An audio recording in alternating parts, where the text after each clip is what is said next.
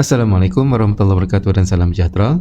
Dalam video ini kita akan bincangkan teknik menjawab matematik SPM 2023 kertas 2 bahagian A.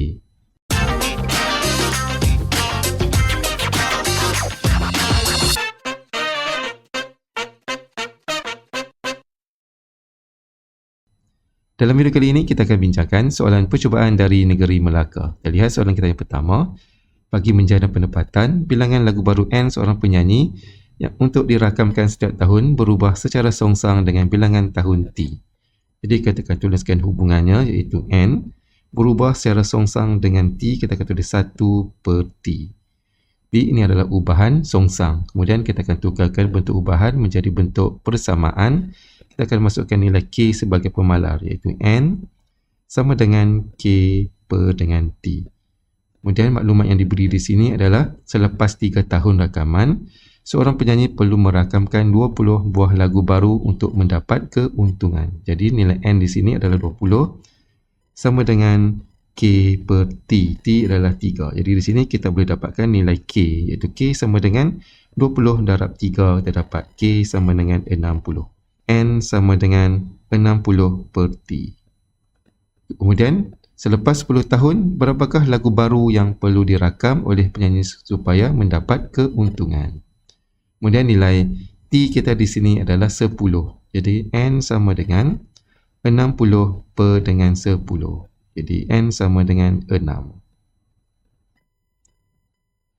Selanjutnya kita lihat dari segi pemberian markah, kita mendapatkan nilai K, kita akan dapat 1 markah di sini dengan menggantikan di dalam persamaan. Kemudian kita gantikan nilai T sama dengan 10 1 markah dan jawapan akhir 1 lagi markah dan kita akan dapat 3 markah untuk soalan ini. Selanjutnya kita lihat soalan nombor 2. Encik Khairul berumur 63 tahun manakala umur anaknya ialah 3 digit yang terbesar dalam asas 3. Hitung beza umur mereka dalam asas 2. Jadi umur Encik Khairul 63 ni dalam asas 10. Kemudian umur anaknya ada 3 digit dan digit tersebut adalah digit terbesar dalam asas 3. Dalam asas 3 digit terbesar adalah 2. Jadi umur anaknya adalah 2 asas 3. Di sini kita ada asas 10 dan asas 3. Jadi kita akan tukarkan umur anak Encik Khairul ini kepada asas 10. Asas 3 kepada asas 10 kita akan buat operasi darab. Kita ambil digit yang pertama 2, darab dengan asas 3. Kemudian lihat tempatnya, tempat sini sifar 1 2. Jadi 3 kuasa 2 tambah dengan 2 darab dengan 3 kuasa 1 dan tambah 2 darab 3 kuasa sifar. Kemudian kita terus tekan kalkulator, kita akan dapat umur anaknya adalah 26 tahun. Kemudian untuk beza kita akan tolak. Kita akan ambil 63 tolak dengan 26. Jadi beza umur mereka adalah 37 tahun di dalam asas 10.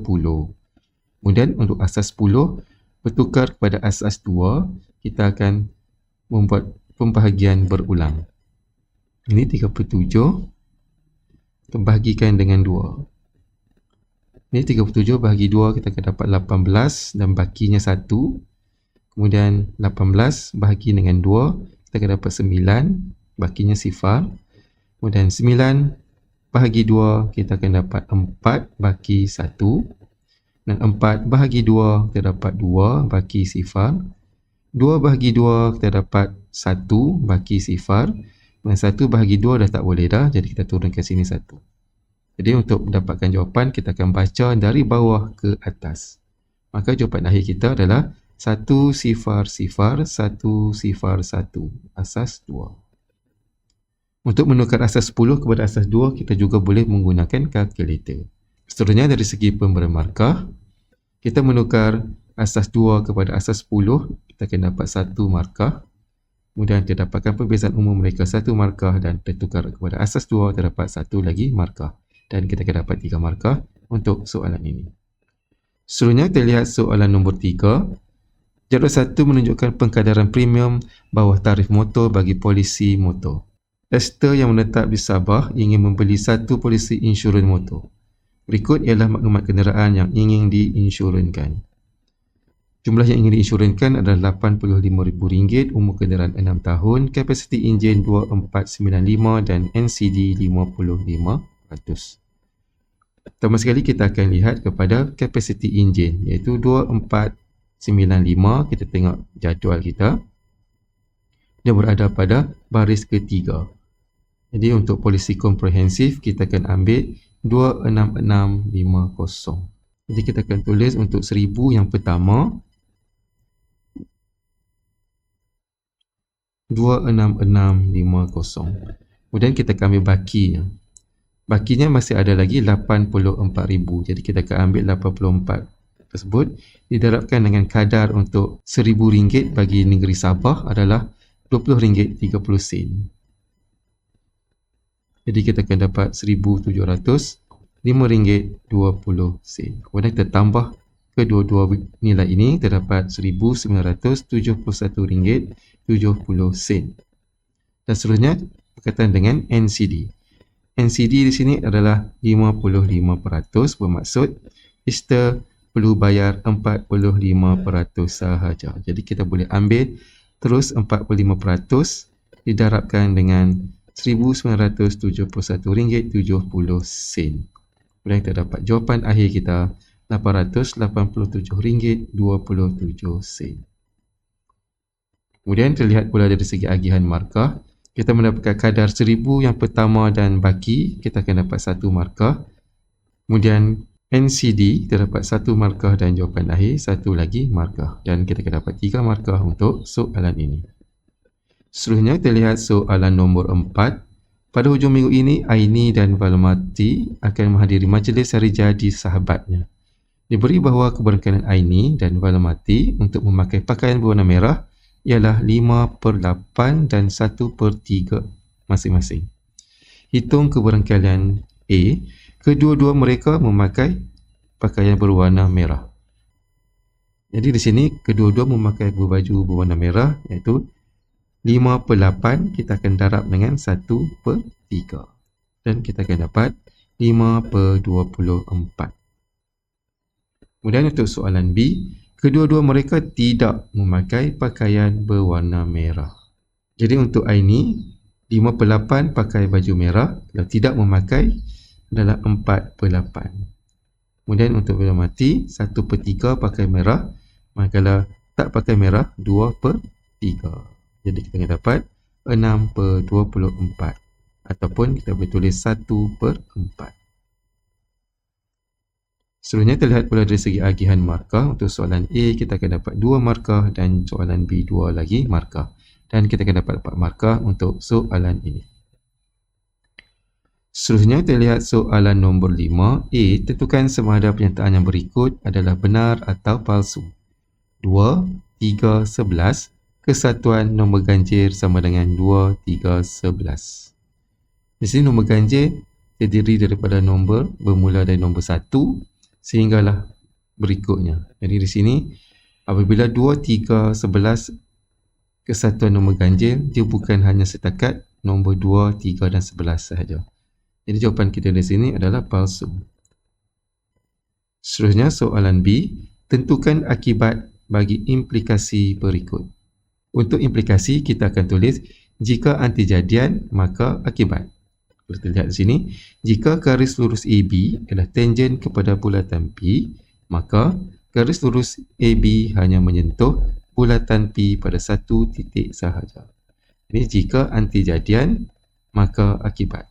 Jadi akibat kita di sini adalah garis lurus AB hanya menyentuh bulatan P pada satu titik sahaja. Seterusnya terlihat soalan C. Jumlah penduduk di Taman Indah mengikut formula PT sama dengan 215 kurungan T02 tambah T tambah 100 dengan keadaan T ialah bilangan tahun. Buat kesimpulan secara deduktif mengenai jumlah penduduk Taman Indah dari 1 Januari 2015 sehingga 31 Disember 2020. Jadi di sini kita akan selesaikan rumus ini dengan menggantikan nilai T. T adalah bilangan tahun. Tahun kita akan ambil dari 1 Januari 2015 sehingga 31 Disember 2020. Jadi bilangan tahun di sini adalah 6 tahun. Jadi kita akan tulis P, T. T adalah 6. sama dengan 215 kurungan T kuasa 2. T adalah 6 kuasa 2 tambah dengan T itu 6 tambah dengan 100.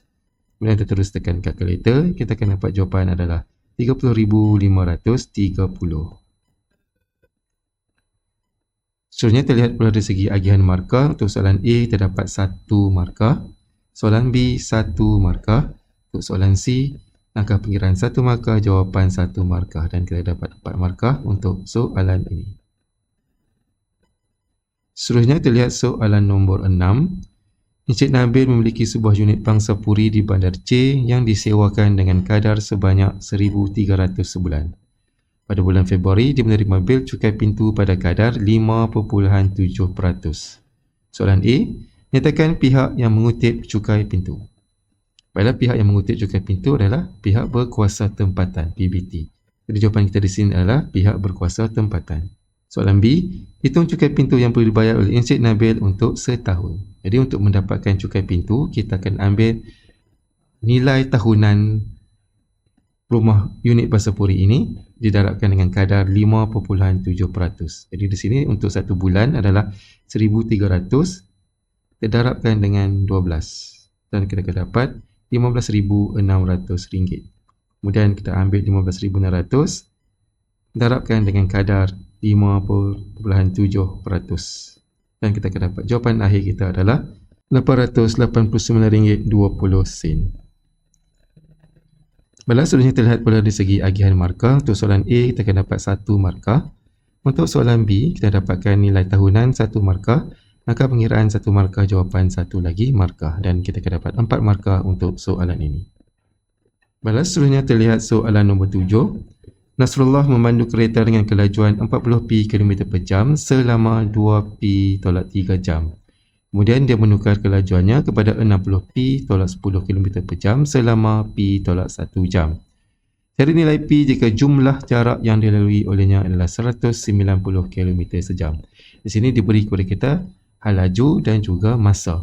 Jadi untuk mendapatkan jarak, kita akan darab laju darab masa. Jadi di sini kita ada dua laju, iaitu 40P dan juga 60P tolak 10. Jadi kita ambil 40P didarabkan dengan masa yang di sini adalah 2P tolak 3. Kemudian kita tambah dengan kelajuan yang kedua, 60P tolak 10 dan masanya adalah P tolak 1.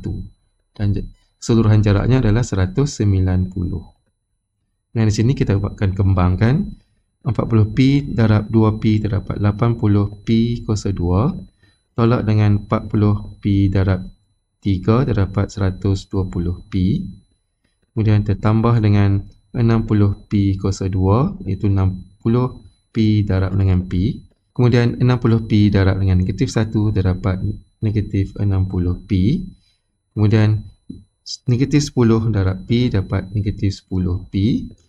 Seterusnya negatif 10 darab dengan negatif 1 kita akan dapat tambah 10. Dan kita akan sama dengan 190. Kemudian di sini kita boleh ringkaskan sebutan kita. Sebutan yang serupa kita akan buat operasi di sini itu 80P kuasa 2 dan 60P kuasa 2. Di sini kita akan dapat 140P kuasa 2. Kemudian negatif 120P tolak dengan 60P tolak dengan 10P. Di sini kita akan dapat negatif 190P. Kemudian tambah dengan 10 dapat 190. Di sini kita ada P kuasa 2 iaitu bentuk kuadratik. Jadi kita akan selesaikan persamaan kuadratik. Kita akan tulis dalam bentuk arm iaitu AX kuasa 2 tambah BX tambah C sama dengan sifar. Kita akan tulis 140P kuasa 2 tolak 190P. Kemudian 10 ini kita akan tolak dengan 190. Kita akan dapat tolak 180 sama dengan sifar. Kemudian kita akan terus menggunakan kalkulator di sini. Pertama sekali kita tekan menu, kemudian kita tekan A dan kita ambil 2 untuk polinomial. Kemudian untuk degree kita tekan 2. Sini nilai A kita adalah 140, kita tekan 140 sama dengan. Kemudian B negatif 190. Negatif 190 sama dengan. Kemudian C, kita tekan negatif 180, kita tekan sama dengan. Dan untuk dapat jawapan, kita tekan sama dengan, kita akan dapat P yang pertama adalah 2. Tekan sekali sama dengan, kita akan dapat P sama dengan negatif 9/14. Kemudian kita akan masukkan nilai ini di dalam kurungan. P tolak 2, kemudian 14P tambah 9 sama dengan sifar. Jadi jawapan kita ada P sama dengan 2 dan P sama dengan negatif 9/14. Jadi untuk nilai P di sini kita akan pilih P sama dengan 2 kerana dia melibatkan jarak. Kemudian dari segi agihan markah, kita menulis persamaan yang pertama ni kita akan dapat 1 markah. Kemudian kita tulis persamaan AM 1 markah. Kita melakukan pemfaktoran 1 markah dan jawapan akhir 1 lagi markah. Dan kita akan dapat 4 markah untuk soalan ini. Seterusnya untuk soalan nombor 8, rajah 1 menunjukkan graf laju masa bagi pergerakan sebuah motosikal. Soalan A, nyatakan tempoh masa dalam saat apabila motosikal bergerak dengan laju seragam. Jadi untuk laju seragam graf ini kita lihat pada garisan mendatar ini. Bermula dari saat ke-32 sehingga saat ke-50. Jadi jawapan kita di sini adalah 18 saat. Seterusnya soalan B. Bagi 32 saat yang pertama, 1 Roman, hitung kadar perubahan laju dalam meter per saat per saat. Kadar perubahan laju ini merupakan pecutan. Jadi untuk dapatkan pecutan, kita akan ambil laju akhir tolak laju awal bahagi dengan masa. Dalam tempoh 32 saat, kita akan ambil garis ini.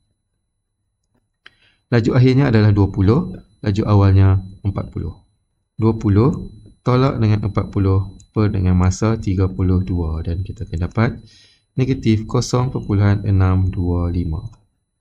Untuk kadar perubahan laju, kalau negatif ia membawa maksud nyah pecut ataupun dia semakin perlahan. Seterusnya untuk B2 Roman, huraikan gerakan motosikal tersebut. Jadi kita lihat pada 32 saat yang pertama, kita boleh nyatakan motosikal itu nyah pecut 0.625 dalam tempoh 32 saat. Ataupun kita boleh nyatakan nyah pecut 0.265 pada jarak 900 meter. Seterusnya terlihat pula dari segi agihan markah. Untuk soalan A kita akan dapat 1 markah. Untuk soalan B 1 Roman, langkah pengiraan 1 markah, jawapan 1 markah. B 2 Roman, kita akan dapat 2 markah. Dan keseluruhan terdapat adalah sebanyak 5 markah. Seterusnya terlihat soalan nombor 9. Rajah 2 menunjukkan 2 garis selari POQ dan RMS yang dilukis di atas satah kertas. Cari A kecurunan PQ. Kita lihat pada garis PQ diberi persamaan Y sama dengan negatif 1/2x. Jadi negatif 1/2x itu merupakan nilai M. Dan M adalah kecurunan. Jadi jawapan kita negatif 1/2. Soalan B, persamaan garis lurus RMS. MS merupakan garis yang selari dengan garis PQ. Maka nilai M-nya adalah sama. Jadi M di sini adalah negatif 1/2. Jadi kita kena dapatkan pula nilai C. Untuk mendapatkan nilai C, kita akan gantikan nilai kerana di sini diberi kepada kita titik 46. Kita akan tulis di dalam persamaan AM, persamaan garis lurus, Y sama dengan MX tambah C.